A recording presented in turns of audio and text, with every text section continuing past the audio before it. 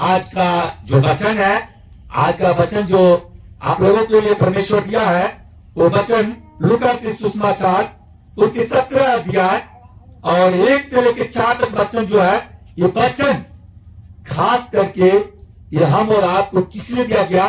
क्षमा के लिए। किस लिए दिया गया? क्षमा के लिए। और क्षमा क्या चीज है पता है? क्षमा क्या है? क्षमा एक बड़ी पुण्य है। कहता है क्षमा करो तो तुम्हें क्षमा किया जाएगा। क्षमा करो तो तुम्हें क्षमा किया जाएगा। मान लिया जाए अभी अमित को अभी गुस्सा आ गया मुझ पर, मुझे मार बैठा और मुझे चमेटा दे दिया, ठीक है। अब मुझे भी गुस्सा आ जाए और मैं भी चमेटा दे दूं तो क्षमा नहीं हुआ। उससे भी ज्यादा अपराध मैं कर दिया, उससे भी ज्यादा अपराध मैं कर दिया। चलो ना समझ करके मुझे थप्पड़ दे दिया, ठीक है। वो क्रोध में थप्पड़ दे दिए। थप्पड़ के बगैर वो समस्या समाधान हो सकता है, पिटाई के बगैर समस्या समाधान हो सकता है, मार से समस्या समाधान नहीं होता है। बल्कि समाधान किससे होता है? वार्तालाप से, टॉकिंग से होता है। क्या चीज होता है? स्पीच करके टॉकिंग करने से क्या होता है? समाधान होता है। तो हमारे बातों को, विवाद को, समस्या को समाधान करना है तो उसके लिए समस्या पर हल करने के लिए वार्तालाप करना जरूरी है। क्या करना जरूरी है?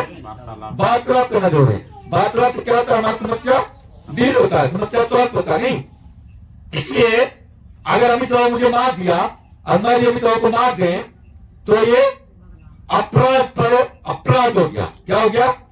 तो मतलब एक तो वो गुनाह किया, आप भी अगर उनके साथ गुनाह किए तो आप उससे कम नहीं रहे, आप उससे कम नहीं रहे, उससे बढ़ के अपराधी हुए, उससे बढ़ के अपराधी हुए। क्योंकि वो तो अनजान में आके आपको मार दिया, लेकिन आप परमेश्वर के वचन को जानते हुए, परमेश्वर के वचन को मानते हुए अगर आप वही अपराध कर रहे हैं तो उससे बड़ा गुनहगार है। क्या है? गुनहगार है। इसलिए प्रभु ने कहा तुम क्षमा करो ताकि तुम्हारा क्षमा किया जाएगा। क्या कहा? तुम क्षमा करो ताकि तुम्हारा क्षमा किया जाएगा। जिस नाप से तुम नापोगे उसी नाप से तुम्हारे लिए नापा जाएगा। जिस नाप से तुम नापोगे उसी नाप से तुम्हारे लिए नापा जाएगा। तो इसलिए आइए लूका के सुसमाचार उसके 17 अध्याय 1 से 4 वचन पढ़ेंगे और यहाँ देखेंगे किस प्रकार परमेश्वर हमें क्षमा करने के लिए बताता है। हालेलुया। चलिए वचन से पढ़ते हैं। जो फिर उसने अपने चेलों से कहा, अपने चेलों से कहा, हो नहीं सकता कि ठोकरे न लगे, परंतु है उस मनुष्य पर जिसके कारण वे आती है, वे जो इन छोटों में से किसी एक को ठोकर खिलाता है, उसके लिए यह भला होता कि चक्की का पाट उसके गले में लटकाया जाता और वह समुद्र में डाल दिया जाता। क्यों कहता है?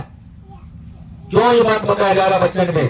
ये कहता है, यहाँ साफ स्पष्ट में वचन बता रहा है प्रभु को। यहाँ स्पष्ट कहता है वचन, फिर उसने अपने चेलों से कहा, हो नहीं सकता कि ठोकर ना लगे, परंतु है उस मनुष्य पर जिसके कारण वे आती है। अगर मैं रोड पर चलेंगे पैर में ठोकर लगना ही है। अगर दो व्यक्ति के बीच में अगर वार्तालाप करेंगे तो तू मैं होना ही है। लेकिन वो व्यक्ति धन्य है जो तू मैं को प्यार में बदल देता है। ठोकर को नफरत में नहीं बल्कि ठोकर को प्यार में बदल देता है। और जिस व्यक्ति को कारण ठोकर लगता है, प्रभु कहता है उस व्यक्ति को ये भला होता है कि उसको चक्की का पाट को उसको गला में बांध करके वो समुद्र में क्या किया जाता? डुबो दिया जाता। उसके लिए भला होता ताकि उसके कारण दूसरे को ठोकर ना लगता। आज जो विवाद दो व्यक्ति के बीच में होता है और दो व्यक्ति के बीच में विवाद होने के बाद क्या होता? पूरे फैमिली के बीच में लग जाता है ना। व्यक्ति एक ही व्यक्ति गलती होता है, एक ही व्यक्ति का गलती होता है, लेकिन पूरे फैमिली को भुगतना पड़ता है। आज एक देश दूसरे देश के साथ में क्या कर रहा है? विवाद कर रहा है। यूक्रेन और रूस के विषय में आप देख रहे हैं ना, 1 साल से ऊपर हो गया, लेकिन वो क्या हो रहा? विवाद हो रहा। 2 साल तो ऊपर हो गया ना, ये 2 साल तो ऊपर चल गया, लेकिन वो विवाद अभी तक वो शांत नहीं हुआ। आप बताइए, एक देश दूसरे देश से युद्ध कर रहा है और 2 साल हो चुका है, एक देश दूसरे देश पर बम गिरा रहा है, अटैक कर रहा है, नाना प्रकार के बम से अटैक कर रहा है, फिर भी वो देश क्या हुआ, अभी तक समाप्त नहीं हुआ। जबकि बोला यूक्रेन एक छोटा देश है, उसको धूल मिटा देंगे, धूल चटा देंगे, लेकिन वो छोटा सा देश एक बड़ी शामत के काम कर रहा है। सबसे बड़ी देश, दुनिया का सबसे बड़ा देश है बड़ा देश है रूस। रूस। क्या है? दुनिया का सबसे बड़ा रूस सबसे बड़ा देश भी है और सबसे बड़ा साइंटिस्ट भी है। रूस सबसे बड़ा देश भी है और सबसे बड़ा साइंटिस्ट भी है ना। और रूस की बात कौन आता है? America, America. और फिर कौन आता है? चाइना। चाइना। और चाइना में जो होता है ना, तो चाइना नाम भी और चाइना काम भी। चले तो चम हाँ। नहीं तो सम। चले तो साफ तक, नहीं तो यही चीज है। तो चाइना जितना नाम है छोटा, उतना काम भी उसको छोटा है। लेकिन हमारा इंडिया, जिसको आर्यभट्ट के नाम पर जाना जाता है, नहीं, आर्यभट्ट के नाम पर जाना जाता है, और इंडिया के नाम पर, भारत के नाम पर जो है ना, हमारा बिहार का नाम है। हम धन्य हैं, हम बिहारी, हम बिहारी धन्य हैं। एक हमारे भारत देश के नाम पर हमारा बिहार का नाम रखा गया। हालेलुया, सहमत भैया। बिहार और भारत दोनों एक ही है। दोनों एक है, और बिहार से भारत बना है। अगर एक ही नहीं है तो जा करके इसका इतिहास पढ़िए। बिहार के नाम पर भारत के नाम पड़ा है। अगर आज पूरे भारत के नाम अगर गिना जा रहा है, यही बिहार के नाम से गिना जा रहा है। एक छोटा सा देश एक बड़ी देश में आज जाना जा रहा है। क्यों? एक छोटी सी राज्य बिहार है ना, छोटी सी राज्य बिहार है ना, और एक छोटी सी राज्य के नाम पर पूरे देश के नाम पड़ा है भारत। वो किसके कारण पता है? अशोक सम्राट के कारण, जो पाटलिपुत्र में उनका साम्राज्य किला था, सम्राट था। पाटलिपुत्र में उनका किला था, उनका सम्राट था। क्या था?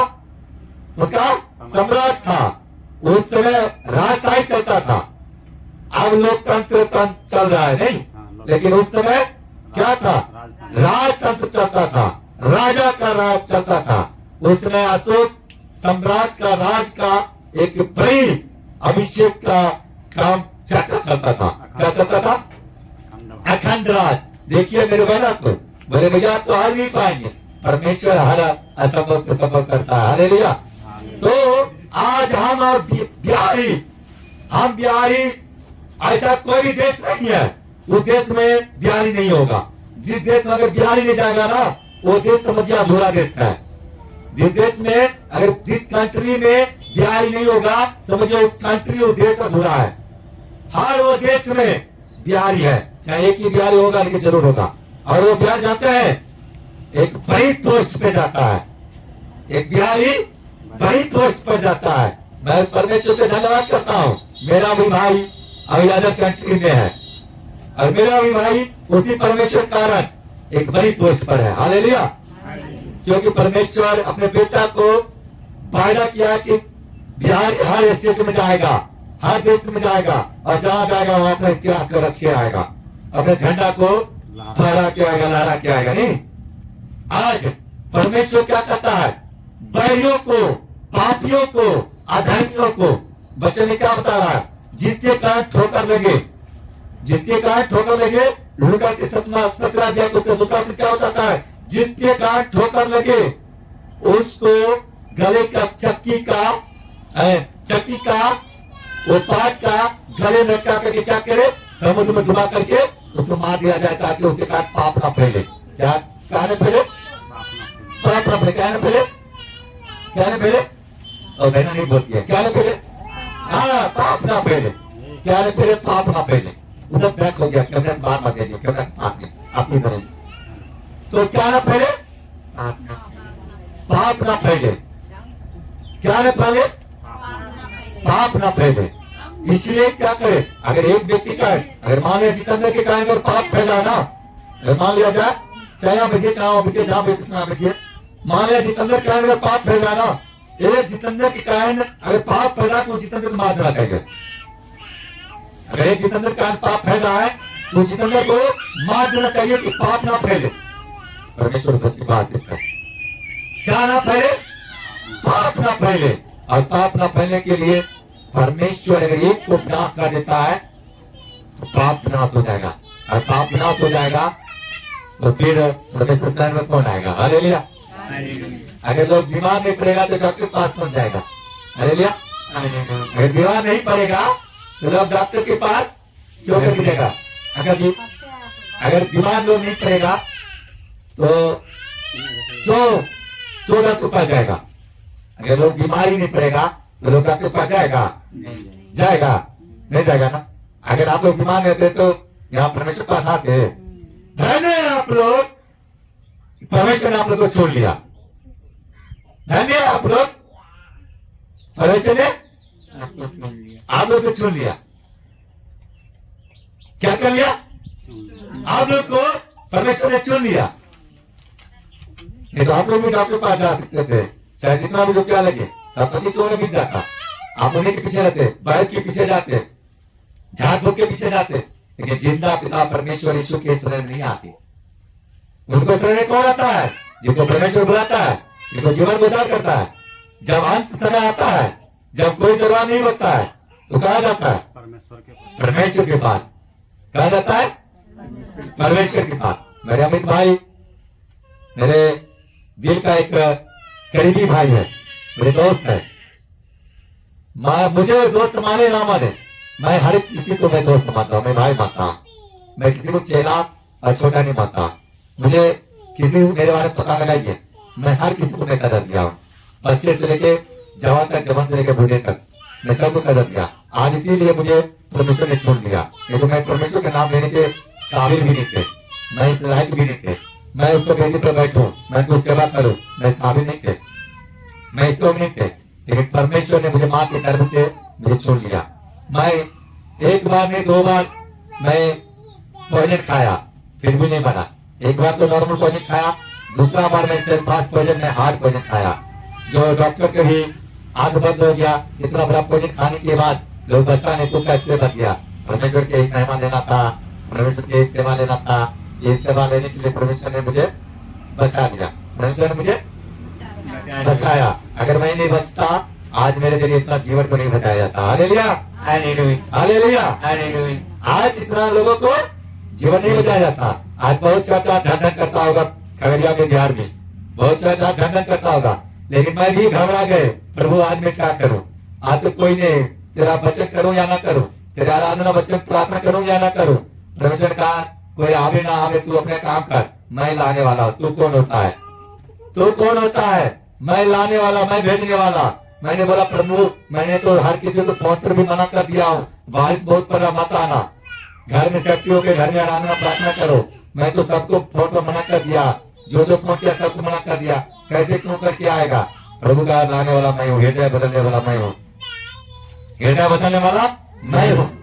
जो कष्ट में आता है वो अभिषेक को पाता है। Hallelujah, hallelujah, hallelujah. जो बोला जो जितना दुख उठाएगा मेरे लिए वो उतना आनंद पाएगा। Hallelujah, hallelujah. क्या कहा? जो जितना मेरे लिए दुख उठाएगा उतना आनंद पाएगा। वो माँ जी सिर्फ बोले कि नहीं, कितने भी बारिश पड़ेगा मैं आऊंगा, चाहे आज जैसे आऊं, लेकिन आऊंगा। एक ही व्यक्ति ऐसा मिला कि मेरे फोन के बात काटने के बाद भी कहा नहीं मैं आऊंगा। नहीं तो मेरे रोना दीदी जी बोले भैया कैसे आएंगे? बोले मत आओगे ना। जितने भी लोग तो कहा बोले मत आओगे ना, घर में बैठ कर प्रार्थना करो, परमेश्वर आपको दिल में है। प्रार्थना करने के लिए अगर मुसीबत वैसा अगर आ गया तो घर में प्रार्थना करो। कारण 22-3 बजे सुबह से जैसे मैं टॉयलेट करने के लिए बाहर निकलने की तैयारी किए, कारण मेरा आदत है 3 बजे सुबह में मुझे लेटरिन बाथरूम करके आराधना आस्तुति में स्नान करके आराधना आस्तुति में लग जाना, मतलब 4 बजते आराधना में लग जाना, हर तुरंत में लग जाना। क्योंकि 3 से 4 के बीच में जो परमेश्वर का भ्रमण होता है, आगमन जो होता है वो 5 बजे तक रहता है। उनका स्वर्गदूत मंडराते रहता है। क्या करते रहता है? उनका स्वर्गदूत मंडराते रहता है। तो मेरा ये आदत बन गया, अगर मैं जब 11 नींद में रात में जाते 11:30 बजे सोए, कितने बजे? 11:30 बजे। मुझे तो लगा कि आप तो 6 बजे पहले नहीं उठेंगे, लेकिन मैंने सोए पेपर में से तू जाने, मैं अपने हाथ में स्टिचमेंट आप वहां सोचते हैं, मैं अपना बैक साइड में तेरे हाथ में सोचता हूँ। मैंने जब सोया ना उसका तुम्हें बताओ ना, फिर 3 बजे मेरा आंख खुल गया और 3 बजे खुला, मैं जैसे क्लाइट बात करने के लिए मैं सोचा अब निकलूंगा, बारिश गरजना शुरू कर दिया। क्या करना शुरू कर दिया? बारिश बरसना शुरू कर दिया। मुझे उम्मीद नहीं था मेरे माँ बहन यहाँ आएंगे, मेरे भाई मेरे दोस्त यहाँ आएंगे, लेकिन परमेश्वर हर वो काम करने वाला परमेश्वर है, लाने वाला परमेश्वर, मार्ग में सफर करवाने वाला परमेश्वर, हम और आपको अब तक जीवन देने वाला परमेश्वर। माँ के गर्भ से ही उसने क्या किया? हम और आपको चुन लिया और संभाल कर रखा है। क्या किया? संभाल कर रखा है। चलिए आगे वचन में क्या बताता है? आगे मैं वचन के मैं बताता हूँ। सचेत रहो, हाँ, सचेत रहो, यदि तेरा भाई अपराध करे तो उसे समझा, और यदि पछताए तो उसे क्षमा कर। क्या कर? क्षमा कर। किसे क्षमा कर? भाई को।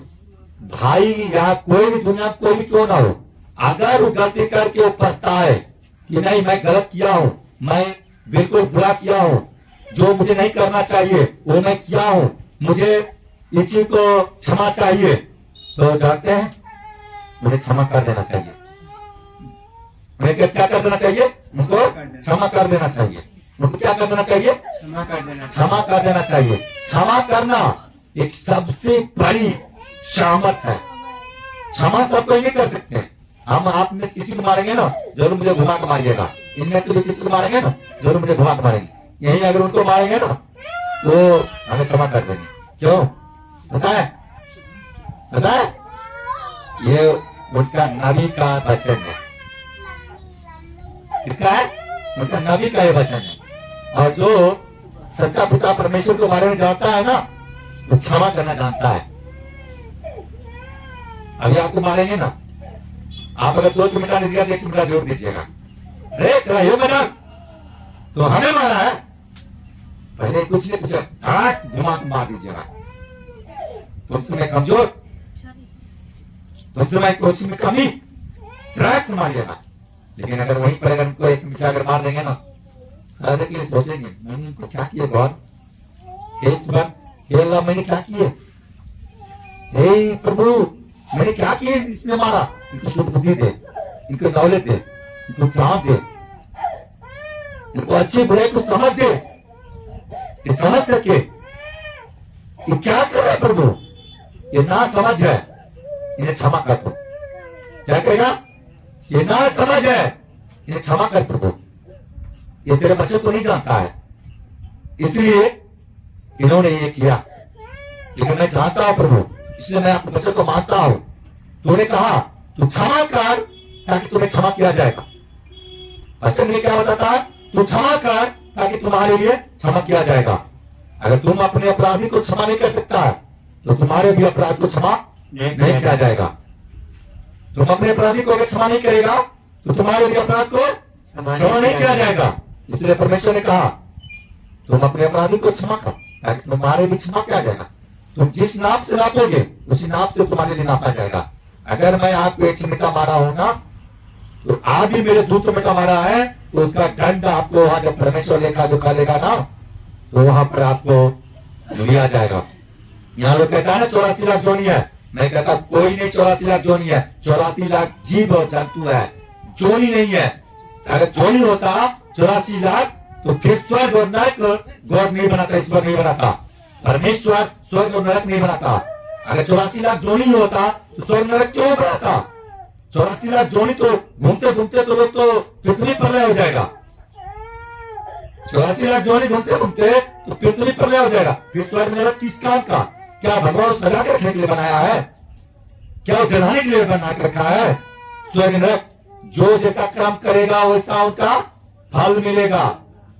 जो जैसा कर्म करेगा उसका वैसा फल मिलेगा। अगर परमेश्वर के एक वचन अगर इसमें लिखा जाता ना, तो संसार के कोई भी पुस्तक में नहीं समाता। इतना बराबर काम किया परमेश्वर। मात्र 36 साल की उम्र में वो कलवरी क्रूस पर अपने आप को बलि कर दिया। हमारे और आपके गुनाह के कारण वो स्वर्ग छोड़ मृत्यु लोक में आया। और जानते हैं हम और आप तो पाप के जरिए मृत्यु लोक में आते हैं। हम और आप किसके जरिए आते हैं? पाप के जरिए आते हैं। लेकिन प्रभु यीशु कोई प्रकार के पाप के जरिए नहीं आया।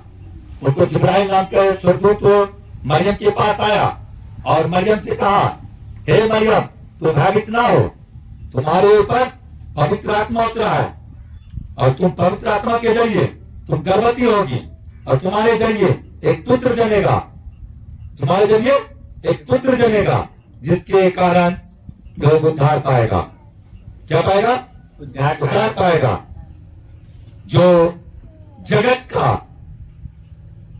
उद्धार और छुटकारा देने वाला होगा, जो जगत को पाप को अपने ऊपर उठा ले जाएगा। Hallelujah, hallelujah, hallelujah. जो जगत का पाप को अपने ऊपर उठा ले जाएगा। अब मेरे माँ है ना, मेरे बाप है ना, आप मेरे माता पिता भाई बहन है। अगर मेरे साथ अगर कुछ गलती होगा ना, अगर कोई कहेगा ना, अगर हम कहेंगे ना, हे माँ जी मुझ पर दया करो ना, मेरे गुनाह की सजा आप अपने पर ले लो ना, हे ये मुझे मार देगा, मेरे लिए तुम बचाओ ना, मुझे बचा लो ना। कहेगा, अरे तू गुनाह किया तू मर जा, मैं क्यों तुम्हारे लिए मरूं? अरे तू जैसा किया तू वैसा भरो, तू वैसा पाओ।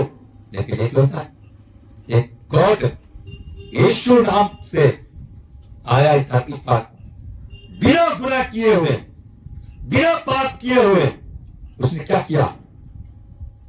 वो जगत का सारे पाप को अपने ऊपर उठा लिया। क्यों? वो कोई पाप क्या था लोगों को 40 कोड़े मारा गया? कोई पाप क्या था जो कांटे को टाई पहनाया गया? कोई पाप क्या था जो को हाथ और पैर में कीड़े ठोका गया, पंजर उनको छेड़ा गया? क्या पाप क्या था? वो कोई पाप नहीं किया था, कोई गुनाह नहीं किया था। वो हमारे और आपका गुनाह को वो अपने ऊपर उठा लिया ताकि जो कोई उस पर विश्वास करे वो नाश नहीं परंतु अनंत जीवन पाए। क्या पाए? परंतु अनंत जीवन पाए। इसीलिए यहाँ तीसरा वचन क्या बोलता है? यहाँ तीसरा वचन बताता है, सचेत रहो, यदि तेरा भाई अपराध करे तो उसे समझा और यदि पछताए तो उसे क्षमा कर। यदि हम गलत करेंगे आप मुझे समझाइएगा। अगर मेरे साथ गॉड है, ईश्वर है, परमेश्वर है, मुझे आप समझाइएगा, मैं समझ जाएंगे। अगर मेरा गॉड, मेरे ईश्वर मेरे साथ नहीं है, मैं नहीं समझेंगे, तो क्या कहता है? तुम्हें उसे क्षमा कर दे। अगर क्षमा के योग नहीं है, अगर क्षमा अगर हम कर रहे हैं, अगर वो क्षमा के योग नहीं है, हम क्षमा कर दिए, अगर वो क्षमा के योग नहीं है, वहां दंड देने का काम परमेश्वर का है, ईश्वर का है। मेरा और आपका नहीं है दंड देने का काम। मेरा और आपका दंड देने का काम है नहीं है ना। मेरा काम सिर्फ क्षमा करने का है। मेरा काम है सिर्फ क्षमा करने का, दंड देने का काम गॉड का, ईश्वर का है। आदि आप मक्का गेहूं बोए हैं, मक्का गेहूं काटने किसका काम है? किसान का ना। हमारा काम है, हम काटेंगे, कहेगा चो चो चो चो चो इसको मारो मारो मारो, फला के खेत को फसल काट दिया। नहीं, तो परमेश्वर फसल हम और आप हैं। परमेश्वर का दंड देना हम और आपका काम है। किसका काम है? हम और आपको काम परमेश्वर को दंड देना है, बल्कि आपको और हमारा नहीं। कहे कैसे? वचन में मैं बताता हूं, मैं इस वचन में मैंने देखा, मैंने वचन में मैं पढ़ा, एक सामरी स्त्री थी, वो अपने जीवन में बहुत सारा पाप किया, ठीक है। और जब कुएं पर परमेश्वर बैठा था, तो इस वचन को तो मैं बाद में बताऊंगा, लेकिन मैं इंपॉर्टेंट वचन में पाप क्षमा के इंपॉर्टेंट मैं बताता हूं। एक व्यक्ति थी, एक महिला थी, वो व्यभिचार करते हुए पकड़ी गई। और कभी आप लोग जानते हो व्यभिचार एक जैसे नहीं होता है, पुरुष और स्त्री दोनों होता है ना। और महिला व्यभिचार करते हुए पकड़ी गई और उसे पकड़ के लाया। क्यों? क्योंकि महिला नीच जाति थी, उसको पकड़ लाया।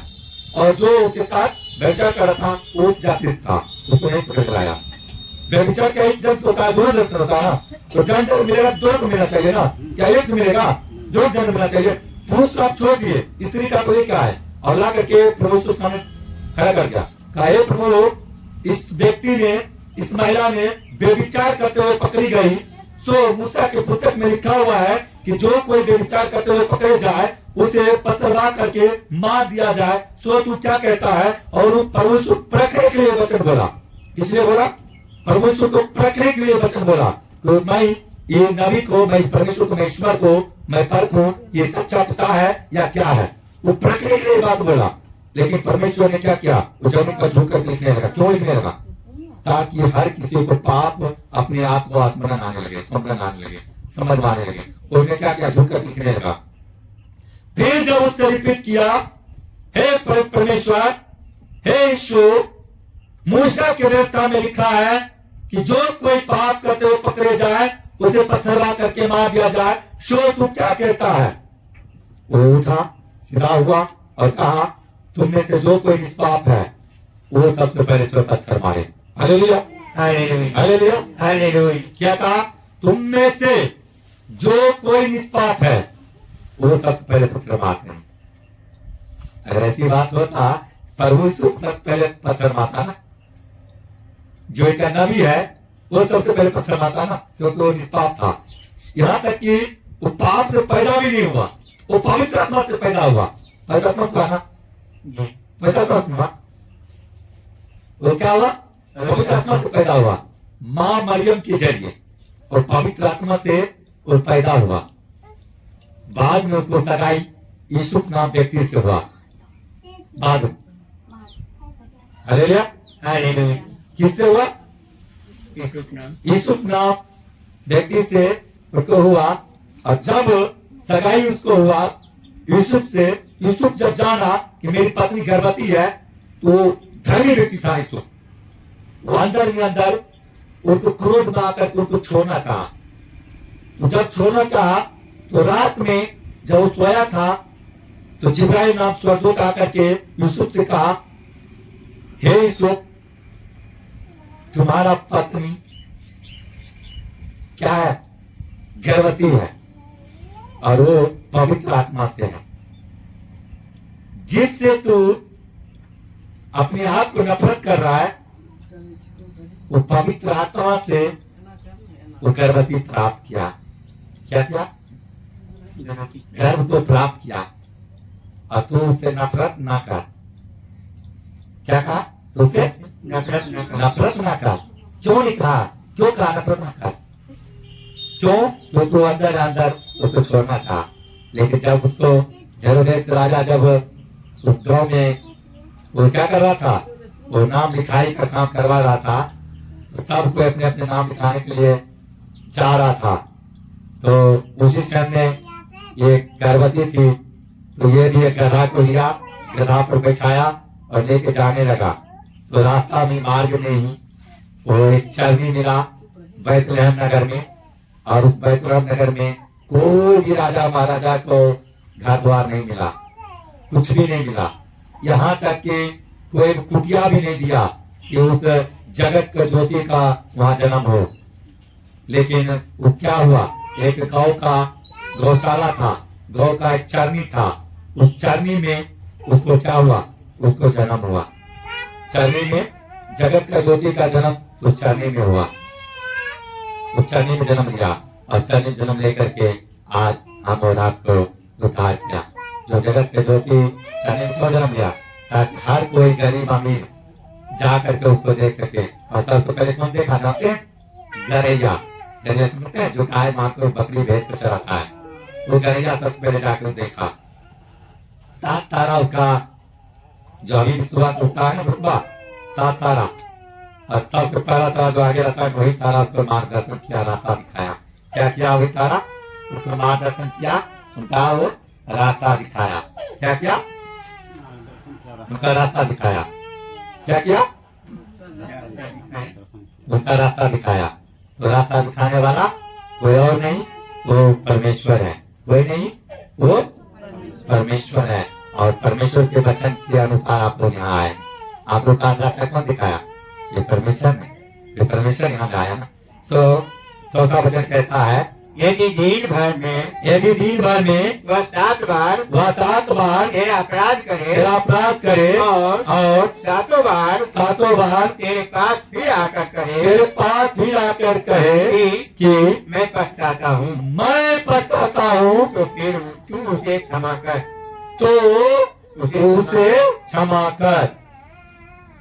कोई कह सकता 1 बार 2 बार 3 अंदर भड़क उठेगा।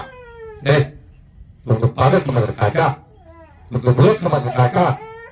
तो बार बार गलती करता, अपराध करता है और बार बार आकर के तू मेरे सामने क्षमा मांगता है और हमको पागल समझ रखा है, बुजुर्ग समझ रखा है और एक भीषण युद्ध हो जाएगा। मेरे ने क्या कहा? तुम्हें अगर 7 बार भी अगर वो गलत करे और गलत करने के बाद तुम आकर के क्षमा मांगे, तुमको क्षमा क्या कर क्षमा करो। क्या कर क्षमा क्षमा करना क्या आसान है? हल्का है। अभी तो मोबाइल ले लेंगे ना बिना कहे हुए, तुरंत गट्टा पकड़ लेंगे।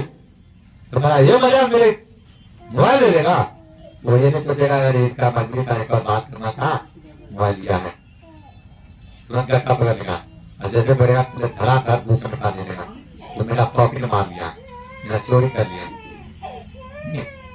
अब क्योंकि पॉकेट मार ऐसे करता है, बिना पूछे खींच लेता है। वो भी एक जैसे सही कर रहा है। अगर हम मांग के लेंगे तो फिर वो तरह तरह खा के दे सकता है। आप अगर ले लीजिए, बात करके फिर हमें दे दीजिए। नहीं, ये आदरणीय मेरे माता, मेरे भाई, मेरे बहन, आज आप लोग धन्य हैं। इतना बारिश को 3 बजे सुबह से लेकर के 9 बजे तक बारिश पड़ा और फिर भी आप लोग इस चर्च में भीगते हुए जैसे तैसे परमेश्वर के दरबार में आए, शरण में आए। आप लोग धन्य हैं। आप लोग क्या है? धन्य है। नहीं बेटा, आप लोग क्या है? धन्य है। और धन्य वही व्यक्ति होते हैं जो परमेश्वर को आज्ञा में चलता है। और विश्वास करना क्या होता है जानते हैं?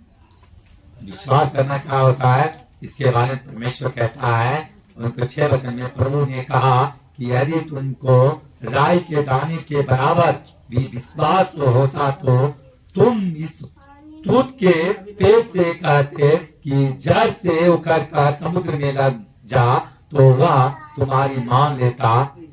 पर तुम में से ऐसा कौन है जिसका दास हल जोतता या भेड़े चराता हो और जब वह खेत से आए तो उससे कहे तुरंत आकर भोजन करने बैठ, और यह ना कहे कि मेरा खाना तैयार कर और जब तक मैं खाऊं पीऊं तब तक कमर बांध कर मेरी सेवा कर, इसके बाद तू भी खा पी लेना। इसके बाद तू खा पी लेना। ये क्या है? अपने आप को विश्वास। और सबसे बड़ी विश्वास क्या है? 6 वचन। अगर तुम्हें राय के दाने की बराबर का तुम्हारा विश्वास हो ना, इस दूध के पेड़ के कह उतर और जा समुद्र में लग जा तो लग जाएगा। ये क्या है? विश्वास। कोई पास्टर जो कोई बीमारी को निकालता है, पास्टर नहीं निकालता है। आज जो जितेंद्र पास्टर के बाद जो भी कोई आते हैं और कहते हैं कि यहाँ आने के बाद लोग ठीक हो जाता है, जितेंद्र पास्टर नहीं ठीक करता है, वो परमेश्वर करता है। कौन करता है? परमेश्वर करता है। वो परमेश्वर, जिस परमेश्वर ने कहा अगर राय के दाने को बराबर तुम्हारा विश्वास हो ना, इस बड़े से बड़े बीमारी को कहे अरे बीमारी की आत्मा तुमको छोड़ और निकल जा, निकल जाएगा। ए राय की आत्मा छोड़ और निकल जा, निकल जाएगा। एक हाथ घोष की आत्मा छोड़ और निकल जा तो निकल जाएगा। ये क्या है? विश्वास। पास्टर को विश्वास करता है, भय का बीमारी निकल जा, निकल जा, लड़ाई झगड़ा को निकल जाए, निकल गया। विश्वास है। और आप लोग को विश्वास है, विश्वास से ग्रहण करते हैं। हाँ मेरा घाव निकल गया, और परमेश्वर निकाल देता है। हाँ मेरे घर से लड़ाई का आत्मा निकल गया, हाँ निकल गया। मेरे बॉडी से पेन निकल गया, हाँ निकल गया। हालेलुया। वो आप लोग को आशीष करें। क्या करें? आशीष करें। जानते हैं अमित बाबू आए थे, माजी बहन अंकल आए थे, पूछे लोग से, कोई नहीं था। तो परमेश्वर ने कहा कोई आवे या ना आवे, तू वचन शुरू कर, तू आराधना शुरू कर। बुलाना मेरा काम है, चंगा करना मेरा काम है, हीलिंग करना मेरा काम है, और तेरा काम है मेरा भेड़ को चराना। तू भेड़ चराने के लिए तू अपना मार्ग पकड़, मैं अपने भेड़ को तुझे दूंगा, मैं अपना भेद तुझे दूंगा तेरे चराने के लिए। मैं शुरू कर दिए। मैं और मेरे भुवनेश्वर महोदय जी जो पास्टर होने की तैयारी कर रहे हैं, मेरे डाइट शुरू कर दिए। मेरे डाइट और मैं शुरू कर दिए डाइट करना। जैसे शुरू करते ही प्रार्थना करते ही जब वचन से शुरू होने का था तो हमारे भाई बहन और अंकल सभी आना शुरू कर दिए। और आते आते देखिए मुझे भेद परमेश्वर ने दिया, मुझे कलिशा मुझे दिया, मुझे विश्वास मुझे परमेश्वर ने दिया। और जिस परमेश्वर ने इस विश्वासी को दिया वही परमेश्वर आप लोग को आशीष करेगा और सगा करेगा और जीवन को छुटकारा देगा, उद्धार देगा। Hallelujah, hallelujah, hallelujah. हालेलुया। जीवन को छुटकारा देने वाला और उद्धार देने वाला कौन है? परमेश्वर है। परमेश्वर अद्भुत रीति से छुटकारा देता है। बाबू अच्छे से बैठो, परमेश्वर आपको सुकून देगा, शांति देगा। परमेश्वर कहता है जो कोई मुझ पर विश्वास करे वो नाश नहीं परंतु अनंत जीवन पाएगा। परमेश्वर क्या कहता है? परमेश्वर क्या कहता है? जो कोई मुझ पर विश्वास करे वो नाश नहीं परंतु अनंत जीवन पाएगा। आप लोग क्या कर रहे हैं? अनंत जीवन पाने के लिए आए। क्या कर रहे हैं? अनंत जीवन पाने के लिए आए। और अनंत जीवन किसके पास है? मेरे पिता परमेश्वर यीशु के पास है। किसके पास है? मेरे पिता यीशु के पास है। चलिए 11:30 बज गया है, बहुत समय हो चुका है। अब फिर आराधना का समय गाइए और भेंट का समय है। भेंट चाहिए और बचन दे, और बचन चाहिए आप लोग को, और चाहिए भोजन, आत्मिक भोजन चाहिए जी हाँ, और बचन चाहिए। और चाहिए। चलिए हालेलुया। परमेश्वर आप लोग को जीवन देने के लिए आपको परमेश्वर ने क्या किया? अभिषेक किया है। क्या किया है? अभिषेक किया है। और अभिषेक परमेश्वर बच्चों के लिए एक वचन मुझे दिया है। किसके लिए दिया? क्योंकि आज बच्चे जो है ज्यादा शरारत कर रहा है, इसलिए आज परमेश्वर ने बच्चों के लिए एक वचन दिया। क्या दिया? एक बच्चे के लिए मुझे वचन दिया। और बच्चे का परमेश्वर का दूसरा स्वरूप होता है। क्या था? बच्चों के पास कोई छक्र नहीं होता है। बच्चे को अभी एक थप्पड़ मार दीजिए ना और फिर कहे बाबू आओ चॉकलेट देंगे, तो ये नहीं कहे आए अभी तो मुझे मार के क्यों आएंगे। और बड़े को दिखे ना, एक बार दूसरा को बोल दीजिएगा ना कि आप देखो ना अब इतना हमको जो है ना गुस्सा से बात किया और तुरंत हमको बुला रहा, हम इतना नालायक है क्या, हम उसके पास चल जाएंगे। अरे भाई परमेश्वर के पुत्र बनना है ना, क्षमा करना जानो। सो आइए आप 18 अध्याय लूका के सुसमाचार उसको हम 16 और 17 वचन जानेंगे। 15 से पढ़ेंगे, 15 से लेकर 17 वचन तक। फिर लोग अपने बच्चों को भी उसके पास लाने लगे। उसके पास लाने लगे। किसके पास? प्रभु यीशु के पास, हाँ, प्रभु यीशु के पास लाने लगे कि वह उन उन पर हाथ रखे। और चेलों ने देखकर उन्हें डांटा फटकारा। क्यों? माँ बहन भाई क्या कर रहा था? बच्चों को किसके पास ला रहा था? परमेश्वर के पास ला रहा था। प्रभु यीशु के पास वो ला रहा था। किस लिए? ताकि वो उन पर हाथ रखे और वो चंगे हो जाए। क्या हो जाए? चंगे हो जाए, बीमारी से छुटकारा पा जाए और चंगे हो जाए, स्वच्छ हो जाए। इसलिए उन पर हाथ रखे और चंगे हो जाए। नहीं, इसलिए सभी माँ बहन उनको प्रभु यीशु के पास लाते थे। फिर क्या हुआ? यीशु ने बच्चों को पास बुलाकर कहा, बालकों को मेरे पास मेरे पास आने दे और उन्हें मना न करो, क्योंकि परमेश्वर का राज ऐसो ही का है। हालेलुया। परमेश्वर के राज ऐसो ही का है। क्यों कहा? क्योंकि बच्चों के पास कोई प्रकार का छल कपट नहीं होता है। बच्चों के पास कोई छल कपट नहीं होता है। इसलिए कहा बच्चों को मना ना करो, बच्चों को मेरे पास आने दो, क्योंकि बच्चों को पास कोई प्रकार का छल कपट नहीं है। प्रभु ने कहा जो कोई अपने आप को बच्चे के नहीं बनाएगा, स्वर्ग के राज आयशों के लिए है। आगे वचन बताता है, मैं तुमसे सच कहता हूं कि जो कोई परमेश्वर के राज को बालक की नाई ग्रहण ना करेगा, वह उसमें कभी प्रवेश ना कर पाएगा। जो कोई अपने आप को बच्चे के नाई ना बनाएगा, वो परमेश्वर के राज में प्रवेश करने न पाएगा। प्रवेश करने ना पाएगा। क्यों बोला? क्योंकि बच्चा स्वच्छ और पवित्र और चंगा होता है। बच्चा क्या होता है? स्वच्छ, पवित्र और चंगा होता है। तो हमें क्या होना है? बच्चे की नाई स्वच्छ, पवित्र और चंगा होना है। स्वच्छ, पवित्र और चंगा होना है। तो आइए, अब भेंट के समय है, अब भेंट उठाएंगे और परमेश्वर के भेंट सॉन्ग गाना है। जो क्रूस पे कुर्बा है वो मेरा मसीहा है, हर जख्म जो उसका है वो मेरा गुनाह का है। हालेलुया। आइए परमेश्वर का परमेश्वर का भेंट उठाने का समय है। परमेश्वर का भेंट उठाएंगे और परमेश्वर के महिमा में बढ़ेंगे।